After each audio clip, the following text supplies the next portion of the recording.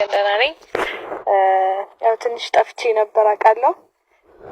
እንደናፈቃችሁ ተስፋ አድርጋለሁ በመጥፋቴ እና እኔ ያለው እግዚአብሔር ይመስገን እስካሁን ድረስ ምንም አልሆንኩም።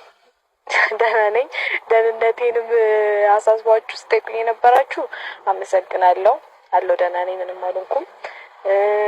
አለ መጥፋቴ ደግሞ የተመቻችሁ ደስ ያላችሁ እንዳላችሁ አውቃለሁ። ግን ያው ምንም ማድረግ አይቻልም።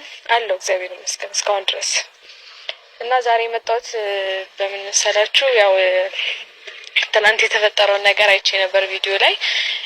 ያው የብሩኬና ሀይሚ ያሉበትን ሁኔታ ታውቃላችሁ። ማለት እኔ ያው ሁሉንም ነገር ትቼ ጠፍቼ ነበረ። እነሱ ህይወትም በቃ ወጥቼ ትቼው ነበር ሁሉንም ነገር።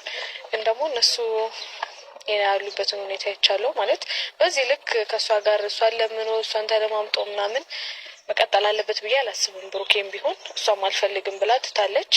ማለት በቃ ትቼ መሄድ ነው የምፈልገው ብላለች። እሱ ደግሞ ቢያንስ እንኳን የነጋሽንም የሰውንም እንትን ሰምቶ ለመመለስ ሞክሮ ነበር። እሷ ደግሞ አልፈለገችም። ስለዚህ ምንድነው ማድረግ ያለብኝ? በቃ ካሁን በኋላ ያሰብኩት ምንድነው ከብሩኬ ጎን መሆን አለብኝ ብዬ አስቤያለሁ። ማለት በዚህ ልክ እሷን እየተለማመጠ የሚኖርበት ምንም ምክንያት የለም። ምክንያቱም ይወዳታል አውቃለሁ።